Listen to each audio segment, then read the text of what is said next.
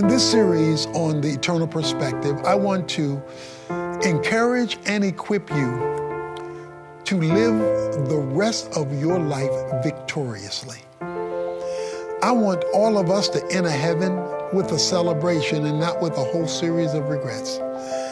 I want us to enter glory with hands raised high, because at this point in our lives, we got it together.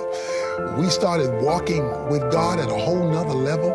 We started experiencing His power, doing His will, fulfilling His purpose, and engaging His priorities. And as a result, we saw His presence, His power, His handiwork move in our different portions of our existence in a marvelous way. I want to give you the secret of how to have a life down here that will matter up there, because the perspective up there transformed your life and my life down here. That's why we all need an eternal perspective.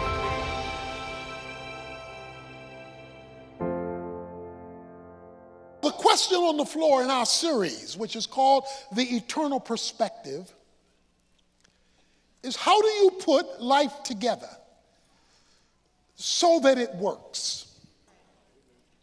So when it comes to living life, God chose a person who would be the best qualified to teach us about it. Not only did He choose the best person, He chose the person who I am going to talk about today to write a whole book in the Bible about your life and mine, coming from His life, and His life is the illustration. So there's one whole book in the Bible written about your life and how to live it and how not to live it. 12 full chapters written about that one subject. The man's name is Solomon. The book God gave him to write was Ecclesiastes. If anyone is qualified to tell you about life, it's Solomon. I mean, here is a man who was born with a silver spoon in his mouth. He was the son of a king. And yet, when he opens up his book, in Ecclesiastes chapter 1, the first 3 verses says, the words of the preacher, the son of David, king in Jerusalem, vanity of vanities, says the preacher, vanity of vanities, all is vanity. What advantage does man have in all his work which he does under the sun? Solomon opens up his book and he tells you when he opens the book, I don't have anything to talk about. The word vanity means emptiness, worthlessness, that which is without purpose. He opens up his book talking about his emptiness.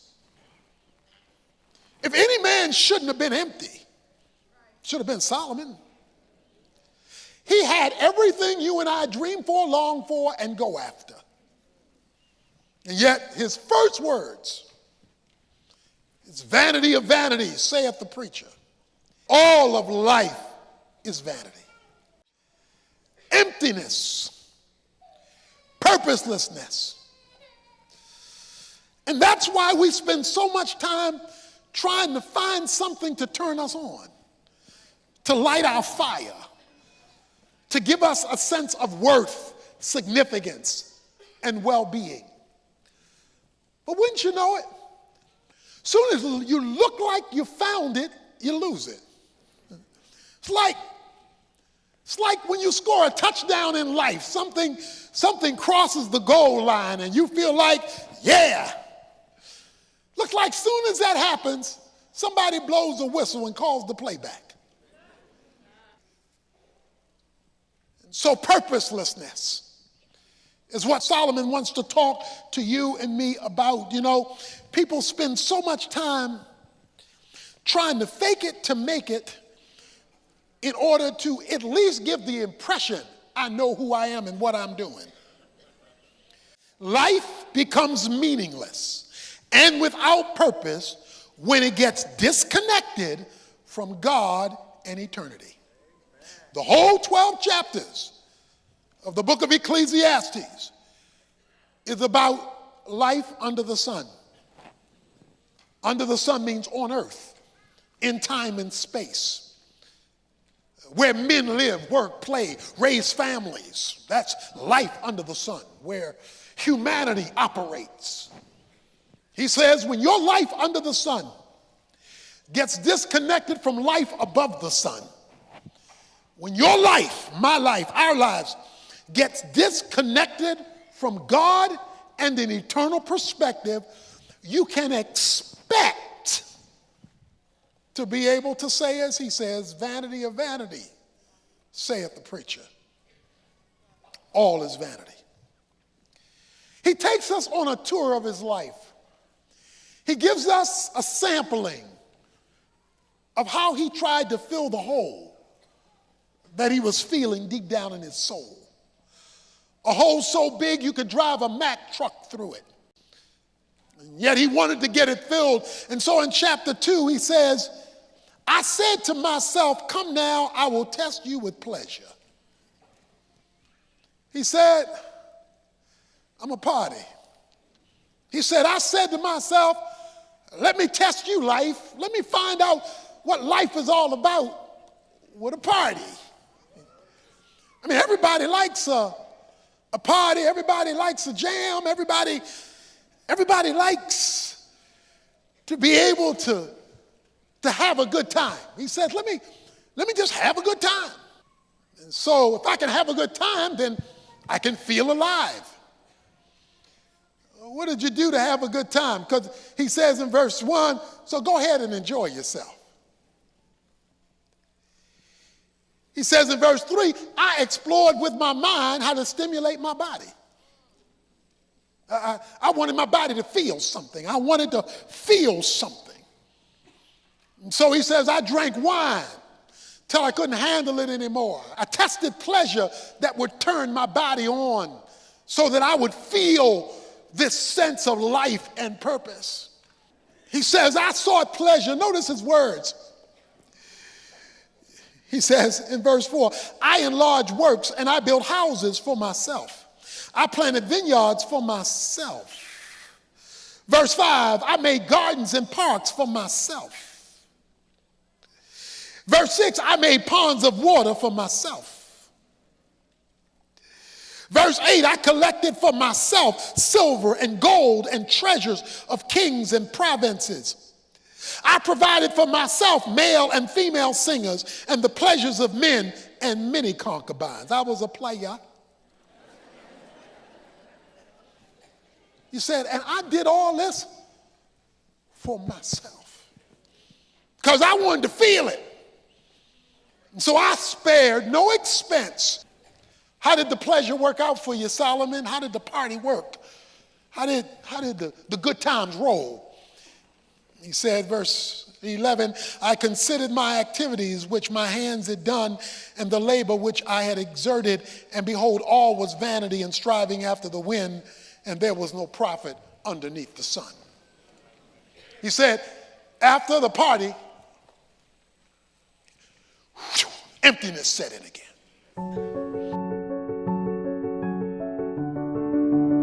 One of the great truths about the Bible is the magnificent grace of God. Grace is the free gift God gives to sinful people. If you are not a Christian, he offers eternal life. If you are a Christian, he offers to sustain your life. And it's all by his grace that's accessed by faith. So when you trust Jesus Christ for the forgiveness of your sin, that gives you personal salvation from the penalty of sin. But when you walk with Christ, his grace supplies you with the enablement to override the power of sin by trusting what he did to be activated for you in your life. So if you're not a Christian, come to Christ for salvation.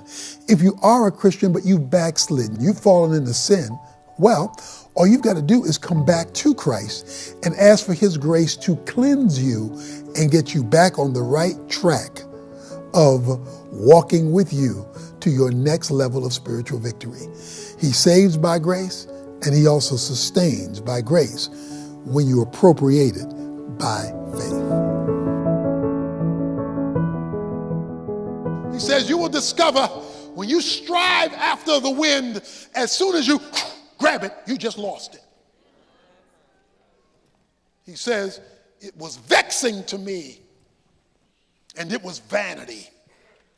Not because it wasn't fun, it just had no meaning attached to it, no purpose attached to it. He's talking about emptiness of life underneath the sun, that is, disconnected from God. So he tried something else. He said, I know what I'll do. I'll get me an edumacation. Verse 12, so I turned to consider wisdom and madness and folly. For what will the man do who will come after the king except what has already been done? And I saw that wisdom exceeds folly as light excels darkness. The wise man's eyes are in his head, but the fool walks in darkness. And yet I know one fate will befall them both. Then I said to myself, as is the fate of the fool, it will also befall me. Why was I then more wise? This also is vanity. All right, so let's look at what Solomon's saying. Solomon's saying he's the wisest man that ever lived, the Bible says. Nobody was more brilliant in knowledge, understanding, and wisdom than Solomon. So we'll just liken that to education, because he knew stuff. It's better to go to school and not go to school. It's better to know than to not know. It's better to be wise than to be a fool. He says that's better.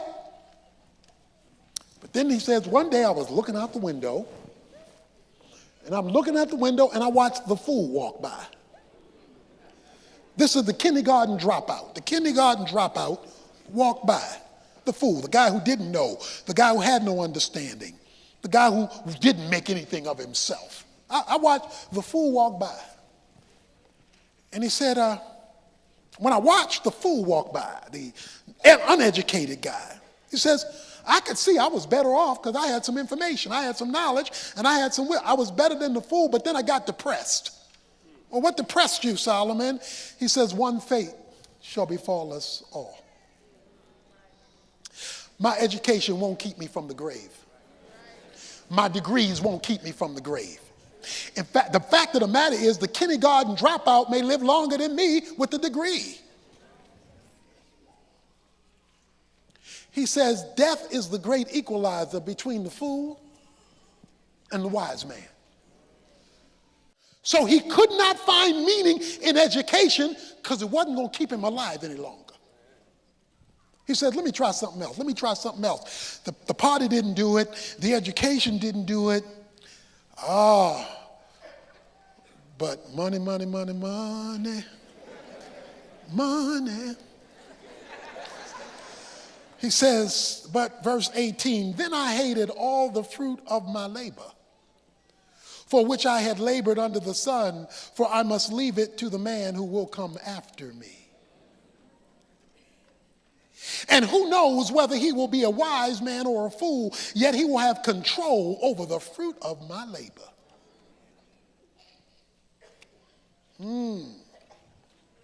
The fruit of my labor, that's your money and stuff money can buy. Okay? That's the stuff you can accumulate with money. Fruit of your labor, the productivity of your life. He said, I looked at all I accomplished. He's a mega billionaire. He says, and I'm going to leave it to the one who should come after me. And who knows whether the one who comes after me is going to value it like I valued it. That leads us to probably the most famous chapter in the book of Ecclesiastes, chapter 3. There's a time for this, and there's a time for that, and there's a time for this, and there's a time for that. Time to live, a time to die, a time to plant, a time to pluck, a time to laugh, a time to cry. He goes through this in the first half of chapter 3. There's a time, a time, a time, a time, a time, a time. What is he saying? He's saying, I got bad news for you. You live, I live, we live in a closed universe. Because soon as you find out there's something to laugh about, something else is going to happen to make you cry. Soon as you find some peace, something else is going to break up to turn it into war. You are locked into a closed universe and there is no escape. That's why people are looking for ways to escape, because they're trying to break out of this closed universe, because they feel stuck and stymied in things they cannot control that makes life hold them hostage in a way that they do not want to be jailed. God, why are you doing this? Why are you doing this? Verse 9 of chapter 3, what profit is there to the worker from that which he toils? I have seen the task which God has given the sons of men with which to occupy themselves. God, why do you have me trapped in this thing called life when all I've got to look forward to is death? Oh, he helps us in verse 11. He has made everything appropriate in its time. He has also set eternity in their heart. Yet so that men will not find out the work which God has done from the beginning even to the end. I know that there is nothing better for them to rejoice and do good in one's lifetime. Moreover, that every man who eats and drinks sees good in all of his labor. It is the gift of God. I know that everything God does will remain forever, that there is nothing to add to it, and there is nothing to take from it, for God has so worked that men should fear him. God has boxed you and me in to time and space and made it so we can't break out of it, to force us to him. He has set eternity in your heart. Now, you may not know it, but that longing for fulfillment, God said, is a longing for him. That longing for purpose is a longing for him. So he has set within time and space an empty spot that we try to fill with cheap substitutes in order to find meaning that can only be discovered in him, and he did it on purpose. He set eternity in your heart so that deep down where you live with you, unless you cover it over with fake stuff, there is this hole that only he can fill. So he wants life underneath the sun to get connected with life above the sun. He wants your human life to be connected with God and eternity. And to the degree that you connect eternity to time is to the degree you change vanity into victory. But as long as you disconnect it, you're trapped in something you cannot change. You are not living in the land of the living on your way to the land of the dying. You are living in the land of the dying on your way to the land of the living. So if you think this is it, you're going to live like this is it. If you know this is not it, then you will live as though it's not it, and you will find life in that approach. God doesn't mind you having fun as long as it doesn't exclude him. He doesn't mind you. He says to enjoy life. It is a gift of God. Don't misread that. He says life is a gift of God. Let me tell you what it doesn't say. Life is God. Life is a gift from God. It's never to become God. So the moment you make life a God instead of a gift from God, you make your life an idol that competes with God. So many people live their lives as though your life is God, and God will never respect idolatry, even if the idol is yourself.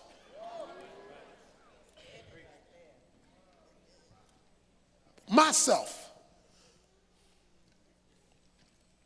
Life without God is like a needle without a thread and a pen without ink. He says, enjoy life, just don't disconnect it from me. All that's legitimate to enjoy, 1 Timothy 6 says God has given you all things to enjoy. If God has given it and God's not excluded for it, God says enjoy it, maximize it, don't disconnect it. And so he closes with the last chapter of the book, chapter 12. And for those of you under 40, I want you to pay close attention to this, you teenagers here under 40, because 40 was the generational switch in the Bible. Once you hit 40, you are now in the next generation, which means a bunch of y'all are going downhill, okay? If you're over 40, you're heading south, okay? He says in chapter 12, the book of Ecclesiastes, verse 1, remember your Creator in the days of your youth, before the evil days come and the years draw near when you will say, I have no delight in them. A lot of people want to give themselves to God when there's nothing left to give. They want to read the Bible when they can't see. They want to hear a sermon when they can't hear. They want to serve God when they can't get out of bed. Because he spends the chapter talking about body parts wearing out. He talks about eyes going dim and ears that can't hear and legs that can't walk and arms that can't grab. Now you old and you want to give yourself to God. He says, remember your Creator when you still have eyes and ears and legs and tongue and mind and strength. Remember your Creator in the days of your youth. Parents, remind your children and your grandchildren to remember their Creator when they have the capacity to do something that matters for eternity. Why? Because of the last two verses. The conclusion, verse 13, when all has been heard, is to fear God, keep his commandments, because this applies to every person. The Hebrew means this applies to all of you. For God will bring every act to judgment, everything which is hidden, whether it is good or evil. Because you're going to have to meet God one day. You're going, whether you want to or not, it ain't over when it's over. You're going to have to meet God. I'm going to have to meet God. So since we got to meet him and we don't have a choice, and he offers us purpose if we meet him now and not just wait to meet him then, and enjoy the good things that he's given us along the way, he says you can have victory and not vanity. They tell you at Yellowstone Park, don't feed the bears. You go to Yellowstone Park, there's a sign that says don't feed the bears, because you're going to give the bears junk. They're going to lose their ability to eat from the natural habitat that they are living in every day, because they keep looking for the junk, the sweets. They keep looking for the cotton candy. They keep looking for the peanuts. They keep looking for the touristy stuff. So when the tourists are gone, they don't know how to live in their natural habitat. So don't feed the bears. Look, don't let the world out there feed you and trick you so that you no longer can live as God wants you to live. You can't get rid of the tourists. They're all going to show up. But you can decide what you're going to eat and what you're not going to eat. Reggie Jackson had a nickname, a famous baseball player. His nickname was Mr. October. Everybody knew him as Mr. October, because in October, the boy would show off. I remember sitting there at a World Series and watched him hit 4 home runs in one game. I was watching 4 home runs in one game. Mr. October showed out. A news reporter came to him after the game and said, why, Reggie Jackson, are you so good in October? Reggie Jackson said, simple. Because I begin in the preseason in February to play with October in mind. So even though I'm in February, my mind is on October. And because I never lose sight of October, I can play well in February, March, April, May, June, July, August, September, and I'm really ready to show up in October because I begin with October in mind. So as you leave today, leave with eternity in mind, and you'll do well in January, February, March, April, May, June, July, August, September, October. Don't disconnect this life from the life to come.